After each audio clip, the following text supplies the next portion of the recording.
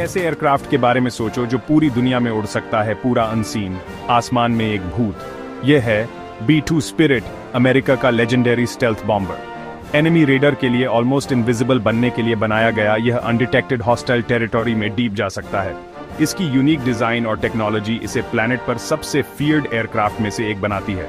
B-2 का main mission powerful weapons deliver करना, जिसमें न्यूक्लियर बॉम्ब्स भी शामिल हैं, बिना कभी देखे गए।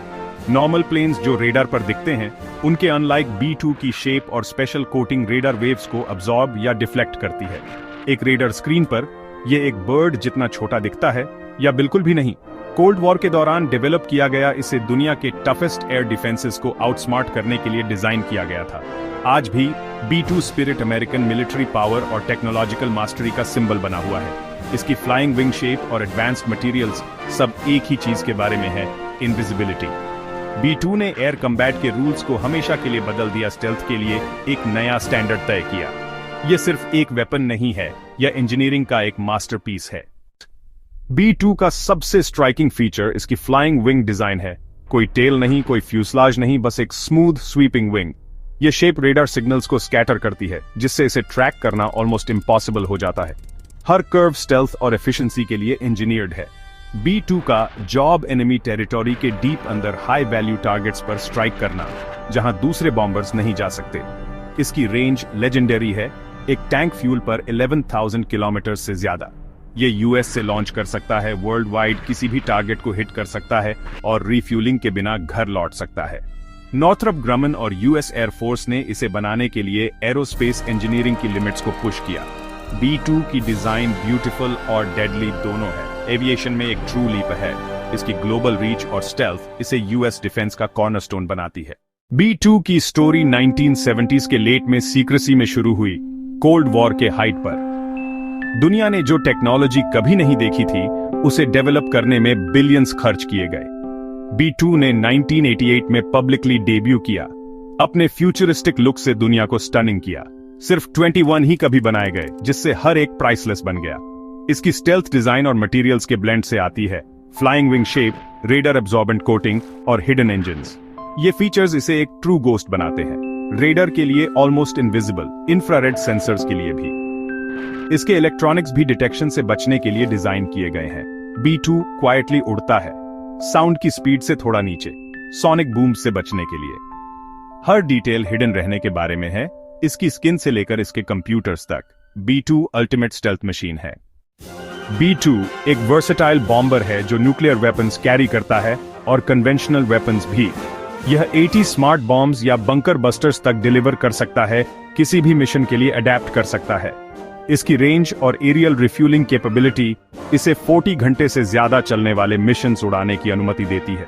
अंदर 2 पायलट्स का एक क्रू कॉम्प्लेक्स सिस्टम्स को मैनेज करता है और मैराथन फ्लाइट्स को एंड्योर करता है। सिर्फ एयरफोर्स के बेस्ट ही B-2 उड़ाते हैं इंटेंस ट्रेनिंग के बाद। B-2 का कम्बैट रिकॉर्ड इंप्रेसिव है। कोसोवो से अफगानिस्तान, इराक और लिबिया तक इसने दुनिया के आधे रास्ते से टारगेट्स पर स्ट्राइक किया है। मिशंस अक्सर यूएस में शुरू और खत्म होते हैं, अनमैच्ड ग्लोबल रीच दिखाते हुए। कॉकपिट एंड्योरेंस के लिए बनाया गया है, रेस्ट और बेसिक एमिनिटीज के लिए स्पेस के साथ। B-2 की कहीं भी कभी भी स्ट्राइक करने की एबिलिटी इसे एक गेम चेंजर बनाती है। यह अमेरिकन एयर पावर का अल्टीमेट सिंबल है। B-2 दुनिया का सबसे एक्सपेंसिव एयरक्राफ्ट है, हर एक $2 बिलियन से ज्यादा। इसकी एडवांस्ड टेक्नोलॉजी और स्टेल्थ मटेरियल्स कॉस्ट को बढ़ाती है, जैसा कि इसकी सीक्रेटिव मेंटेनेंस करती है। इसके सीक्रेट्स को प्रोटेक्ट करना क्रिटिकल है। सिर्फ टॉप क्लियरेंस पर्सनल ही B-2 पर काम करते हैं। जैसे चाइना और रशिया जैसे राइवल्स अपने स्टेल्थ बॉम्बर्स डेवलप कर रहे हैं, यूएस नेक्स्ट जनरेशन बना रहा है B-21 रेडर। B-2 सालों तक वाइटल रहेगा, लेकिन इसकी लेगेसी पहले ही सिक्योर है। इसने मिलिट्री स्ट्रेटजी को बदल दिया, यह साबित करते हुए कि ट्रू स्टेल्थ स्काइज पर डोमिनेट कर सकता है।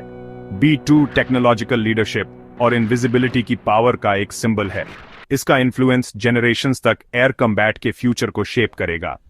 22 जून 2025 को दुनिया को चौंकाने वाली खबर मिली। यूनाइटेड स्टेट्स ने ईरान की न्यूक्लियर फैसिलिटीज पर ऑपरेशन मिडनाइट हैमर लॉन्च किया था, जो एक सीधा और अनप्रेसिडेंटेड स्ट्राइक था। ईरान की 3 सबसे मजबूत न्यूक्लियर साइट्स, जिनमें पहाड़ के नीचे दबी फोर्डो फैसिलिटी भी शामिल थी, को एक बड़े शो ऑफ फोर्स में टारगेट किया गया। इस ऑपरेशन में 125 एयरक्राफ्ट शामिल थे और इसे B-2 स्प्रिट बॉम्बर्स ने लीड किया था। इसने ईरान इजराइल कॉन्फ्लिक्ट में एक ड्रामेटिक एस्केलेशन को मार्क किया और इस गतिरोध में पहला डायरेक्ट यूएस मिलिट्री इंटरवेंशन था। प्रेसिडेंट ट्रंप ने इस मिशन को एक शानदार सक्सेस बताया, लेकिन यूएस इंटेलिजेंस ने सजेस्ट किया कि ईरान का न्यूक्लियर प्रोग्राम केवल कुछ महीनों के लिए ही पीछे हुआ था, डिस्ट्रॉय नहीं हुआ था। इस अटैक ने GBU-57 मैसिव ऑर्डिनेंस पेनिट्रेटर के पहले कॉम्बैट यूज को दिखाया, जो 30,000 पाउंड का बॉम्ब था, जिसे गहराई में दबे टारगेट्स को डिस्ट्रॉय करने के लिए बनाया गया था। ऑपरेशन मिडनाइट हैमर एक क्लियर सिग्नल था। यूएस ईरान को न्यूक्लियर वेपन्स हासिल करने से रोकने के लिए जबरदस्त फोर्स का यूज करने को तैयार था। दुनिया अब मिडिल ईस्टर्न जियोपॉलिटिक्स में एक नए, ज्यादा डेंजरस चैप्टर का सामना कर रही थी।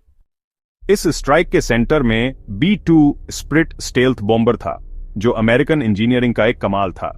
इसका रडार इवेडिंग डिजाइन इसे ईरान के एयर डिफेंस से अनडिटेक्टेड होकर निकलने देता था और अपने पेलोड को सर्जिकल प्रेसिजन के साथ डिलीवर करता था। B-2 की इंटरकॉन्टिनेंटल रेंज का मतलब था कि यह मिसौरी से ईरान तक और वापस एक 18 घंटे की राउंड ट्रिप बिना हॉस्टाइल टेरिटरी में लैंड किए उड़ सकता था।